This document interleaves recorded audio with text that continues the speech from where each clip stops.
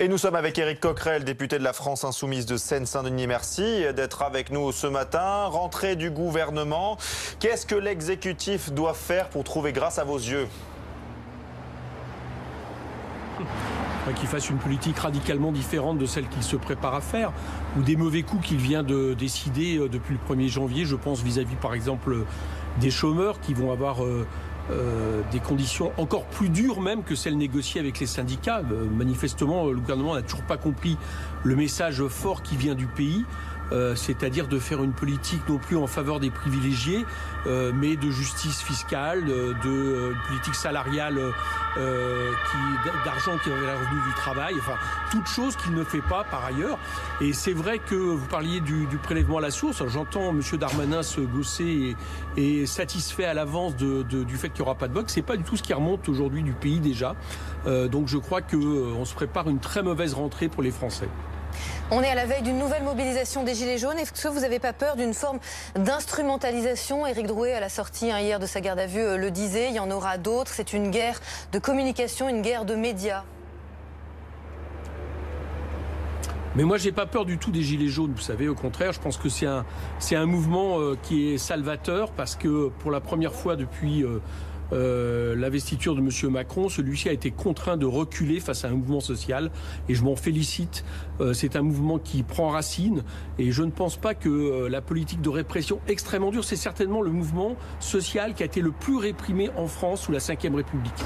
Des milliers d'arrestations préventives, de gardes à vue, des centaines de blessés, y compris graves. Je ne pense pas que cette politique qu'a décidé le chef de l'État, associée à toute une campagne de calomnie vis-à-vis des Gilets jaunes, va faire taire les Français. C'est pas non plus du tout ce qui remonte du pays.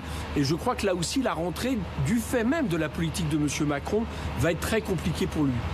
Votre soutien aux Gilets jaunes, ou en tout cas la fascination affichée pour Éric Drouet par Jean-Luc Mélenchon, elle suscite un peu certaines complications à gauche. Vous en êtes conscient? Bon, je ne sais pas. J'ai entendu des gens qui se prévalent de savoir ce qui est de gauche ou de droite, qui manifestement n'aiment les mouvements sociaux que quand ceux-ci n'arrivent pas à gagner, mais quand ceux-ci remportent le pays dans une insurrection citoyenne, disons le mot, là tout d'un coup ils sont frileux. Je pense notamment à M. Hamon qui a fait des réflexions récentes.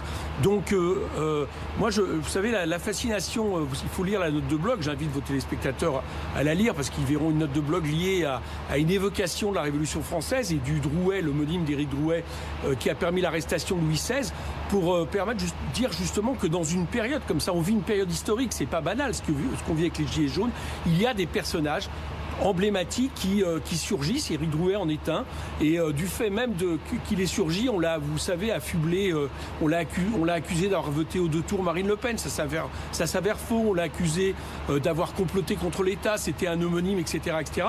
C'est toujours les mêmes procédés, c'est-à-dire que dès lors que des gens gênent le système, dès lors qu'il y a un mouvement de masse qui naît dans un pays, eh bien on le calomnie, on le réprime. Bon, c'est exactement ce qui se passe, et vous comprendrez que nous qui pensons qu'il faut transformer en profondeur ce pays, et notamment à travers une constituante pour une 6e République, eh bien nous soutenions ce mouvement et les personnages emblématiques. Mais je voudrais juste ajouter autre chose. On parle d'Éric Drouet, mais aujourd'hui c'est la répression globale des Gilets jaunes qui est en cours.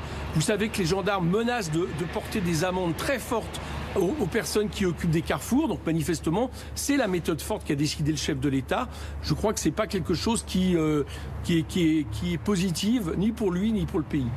Merci Éric Coquerel d'avoir été dans le live BFM avec le gouvernement.